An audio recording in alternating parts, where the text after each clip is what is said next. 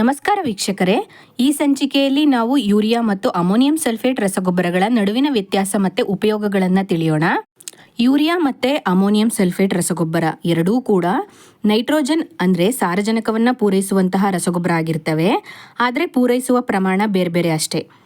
Urea 46% ಸಾರಜನಕವನ್ನು ಹೊಂದಿರುತ್ತೆ ಮತ್ತು ಅಮೋನಿಯಂ ಸಲ್ಫೇಟ್ ಗೊಬ್ಬರ 21% ಸಾರಜನಕ ಮತ್ತು 24% ಸಲ್ಫರ್ ಎರಡೂ ಪೋಷಕಾಂಶಗಳನ್ನು ಹೊಂದಿರುತ್ತೆ.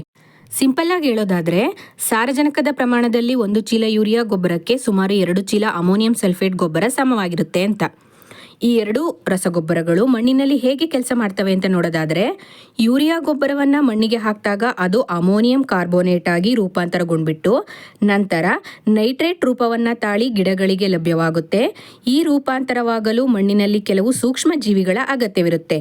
ಹಾಗೆ ಅಮೋನಿಯಂ ಸಲ್ಫೇಟ್ ಗೊಬ್ಬರವನ್ನು ಮಣ್ಣಿಗೆ ಹಾಕಿದಾಗ ಇದು ಡೈರೆಕ್ಟಾಗಿ ಅಮೋನಿಯಂ ಆಗಿಬಿಟ್ಟು ನಂತರ ಮಣ್ಣಿನಲ್ಲಿರುವಂತಹ ಬ್ಯಾಕ್ಟೀರಿಯಾಗಳಿಂದ ನೈಟ್ರೇಟ್ ಆಗಿ ಬೇಗನೆ ಗಿಡಗಳಿಗೆ ಸಿಗುತ್ತೆ.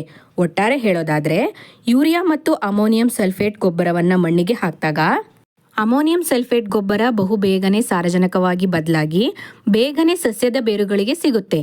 ಆದರೆ ಯೂರಿಯಾ ಸ್ವಲ್ಪ ತಡವಾಗಿ ಸಿಗುತ್ತೆ ಅಷ್ಟೇ. ನೀವು ಮಣ್ಣಿಗೆ ಹಾಕಿದಂತಹ ಗೊಬ್ಬರ ಎಲ್ಲನೂ ಕೂಡ ಸಸ್ಯಗಳಿಗೆ ಸಿಗೋದಿಲ್ಲ. ಅನೇಕ ಪಾಲು ವಾತಾವರಣದಲ್ಲಿ ಆವಿಯಾಗ್ಬಿಟ್ಟು ಮತ್ತೆ ಭೂಮಿಗೆ ಆಳವಾಗಿ ಬಸಿದು ಹೋಗುತ್ತೆ. ಹೀಗೆ ಅನೇಕ ರೀತಿ ನಾವು ಹಾಕಿದಂತಹ ಗೊಬ್ಬರಗಳು ನಷ್ಟವಾಗ್ತವೆ. ಯೂರಿಯಾ ಮತ್ತು ಅಮೋನಿಯಂ ಸಲ್ಫೇಟ್ ಗೊಬ್ಬರಗಳನ್ನು ಕಂಪೇರ್ ಮಾಡೋದಾದರೆ ಯೂರಿಯಾ ಗೊಬ್ಬರ 40-55% ಅಷ್ಟು ಮಾತ್ರ ಉಪಯೋಗ ಆಗಿಬಿಟ್ಟು ಉಳಿದ ಗೊಬ್ಬರ ನಷ್ಟವಾಗುತ್ತೆ. ಹಾಗೆ ಅಮೋನಿಯಂ ಸಲ್ಫೇಟ್ ಗೊಬ್ಬರ 60-65% ಅಷ್ಟು ಉಪಯೋಗವಾಗಿಬಿಟ್ಟು ಉಳಿದದ್ದು ನಷ್ಟವಾಗುತ್ತೆ. ಈ ಎರಡೂ ಗೊಬ್ಬರಗಳನ್ನು ಕಂಪೇರ್ ಮಾಡಿದ್ರೆ ಯೂರಿಯಾ ಗೊಬ್ಬರ ಸ್ವಲ್ಪ ಹೆಚ್ಚು ನಷ್ಟವಾಗುತ್ತೆ. ಈ ಗೊಬ್ಬರಗಳನ್ನು ಯಾವ ವಿಧದ ಮಣ್ಣಿಗೆ ಬಳಸಬಹುದು ಅಂತ ನೋಡೋದಾದರೆ, ಯೂರಿಯಾ ಗೊಬ್ಬರವನ್ನು ರಸಸಾರ ಅಂದರೆ pH 5.5ರಿಂದ 7 ಇರುವಂತಹ ಮಣ್ಣಿಗೆ ಬಳಸಬಹುದು. ಸರಳವಾಗಿ ಹೇಳೋದಾದರೆ ಸ್ವಲ್ಪ ಹುಳಿ ಮಣ್ಣಿನಿಂದ ತಟಸ್ಥ ರಸಸಾರ ಹೊಂದಿರುವಂತಹ ಮಣ್ಣಿನಲ್ಲಿ ಬಳಸಬಹುದು. ಅಮೋನಿಯಂ ಸಲ್ಫೇಟ್ ಗೊಬ್ಬರವನ್ನು ತಟಸ್ಥ ಮಣ್ಣಿನಿಂದ ಸ್ವಲ್ಪ ಕ್ಷಾರೀಯ ಮಣ್ಣಿಗೆ ಬಳಸಬಹುದು. ಅಂದರೆ pH 7ರಿಂದ 8 ಇರುವಂತಹ ಮಣ್ಣಿನಲ್ಲಿ ಇದನ್ನು ಬಳಸಬಹುದು. ಮತ್ತು ಸಲ್ಫರ್ ಪೋಷಕಾಂಶ ಕೊರತೆ ಇರುವಂತಹ ಮಣ್ಣಿಗೆ ಇದು ತುಂಬಾ ಉತ್ತಮ ಗೊಬ್ಬರ ಅಂತ ಹೇಳ್ಬೋದು. ಯಾಕಂತ ಅಂದರೆ ಇದರಲ್ಲಿ 24% ಸಲ್ಫರ್ ಅಂಶ ಇರುತ್ತೆ. ಪದೇ ಪದೇ ಹೆಚ್ಚಾಗಿ ಯೂರಿಯಾ ಮತ್ತು ಅಮೋನಿಯಂ ಸಲ್ಫೇಟ್ ಗೊಬ್ಬರಗಳನ್ನು ಮಣ್ಣಿಗೆ ಹಾಕೋದ್ರಿಂದ ಮಣ್ಣು ಹುಳಿಯಾಗುವಂತಹ ಸಾಧ್ಯತೆ ಇರುತ್ತೆ. ಯೂರಿಯಾ ಗೊಬ್ಬರಕ್ಕೆ ಕಂಪೇರ್ ಮಾಡಿದ್ರೆ ಅಮೋನಿಯಂ ಸಲ್ಫೇಟ್ ಗೊಬ್ಬರ ಮಣ್ಣನ್ನು ಸ್ವಲ್ಪ ಹೆಚ್ಚು ಹುಳಿ ಮಾಡುತ್ತೆ. ಹೀಗಾಗಿ ಅಮೋನಿಯಂ ಸಲ್ಫೇಟ್ ಗೊಬ್ಬರವನ್ನು ಸ್ವಲ್ಪ ಕ್ಷಾರೀಯ ಅಂದರೆ ಉಪ್ಪಿನ ಅಂಶ ಹೆಚ್ಚಿರುವಂತಹ ಮಣ್ಣಿನಲ್ಲಿ ಉಪಯೋಗಿಸಿದ್ರೆ ಮಣ್ಣಿನ ಉಪ್ಪಿನ ಅಂಶ ಕಡಿಮೆ ಆಗಬಹುದು.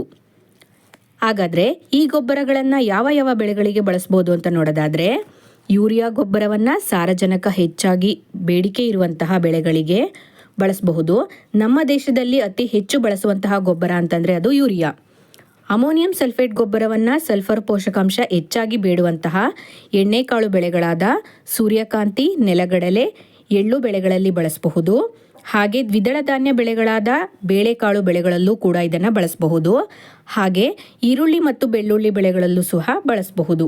ಹಾಗೆ ಸ್ವಲ್ಪ ಹುಳಿಯನ್ನು ಇಷ್ಟಪಡುವಂತಹ ಬೆಳೆಗಳಾದ ಚಹಾ ಬೆಳೆ, ಆಲೂಗಡ್ಡೆ ಬೆಳೆಗಳಲ್ಲೂ ಸಹ ಇದನ್ನು ಬಳಸಬಹುದು.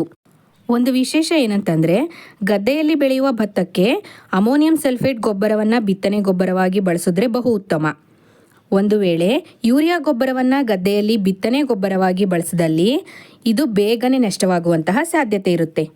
ಕೊನೆಯದಾಗಿ ಒಂದು ಮುಖ್ಯ ವಿಚಾರ ಏನಂದರೆ, ಯೂರಿಯಾ ಅಥವಾ ಅಮೋನಿಯಂ ಸಲ್ಫೇಟ್ ಗೊಬ್ಬರವನ್ನು ಬೇಸಿಗೆಯಲ್ಲಿ ಅಥವಾ ಹೆಚ್ಚು ಬಿಸಿಲಿನಲ್ಲಿ ಅಥವಾ ಉಪ್ಪಿನ ಅಂಶ ಹೆಚ್ಚಿರುವಂತಹ ಮಣ್ಣಿನಲ್ಲಿ ಹಾಕಿದಾಗ ಗೊಬ್ಬರದ ಮೇಲೆ ಮಣ್ಣನ್ನು ಮುಚ್ಚಬೇಕಾಗುತ್ತೆ. ಇಲ್ಲ ಅಂತ ಅಂದರೆ ನೀವು ಹಾಕಿದಂತಹ ಗೊಬ್ಬರ 70-80% ಆವಿಯಾಗುವಂತಹ ಸಾಧ್ಯತೆ ಇರುತ್ತೆ. ಸರಳವಾಗಿ ಹೇಳೋದಾದರೆ ನೀವು 100 kg ಗೊಬ್ಬರ ಹಾಕಿದ್ರೆ ಬರೀ 20 kg ಮಾತ್ರ ಉಪಯೋಗ ಆಗುತ್ತೆ. ಹೀಗಾಗಿ ನಾವು ಯಾವ ರೀತಿ ಗೊಬ್ಬರವನ್ನು ಹಾಕ್ತೀವಿ ಅನ್ನೋದು ಕೂಡ ಇಂಪಾರ್ಟೆಂಟ್ ಆಗುತ್ತೆ. ಒಟ್ಟಾರೆ ಹೇಳೋದಾದರೆ ಈ ಗೊಬ್ಬರಗಳನ್ನು ಹಿತವಾಗಿ ಮಿತವಾಗಿ ಶಿಫಾರಸು ಮಾಡಿದಂತಹ ಪ್ರಮಾಣದಲ್ಲಿ ಇತರ ಸಾವಯವ ಗೊಬ್ಬರಗಳೊಂದಿಗೆ ಬಳಸಿದ್ರೆ ಅಧಿಕ ಇಳುವರಿ ಕಟ್ಟಿಟ್ಟ ಬುತ್ತಿ. ಸಮಗ್ರ ಪೋಷಕಾಂಶ ನಿರ್ವಹಣೆ, ಸರಿಯಾದ ನಿರ್ವಹಣೆ. ಹೆಚ್ಚಿನ ಮಾಹಿತಿಗಾಗಿ ವಾಟ್ಸಪ್ ಚಾನಲನ್ನು ಸಬ್ಸ್ಕ್ರೈಬ್ ಮಾಡ್ಕೊಳ್ಳಿ. ಹಾಗೆ ಈ ಚಾನಲನ್ನು ಸಬ್ಸ್ಕ್ರೈಬ್ ಮಾಡಿ. ಧನ್ಯವಾದಗಳು.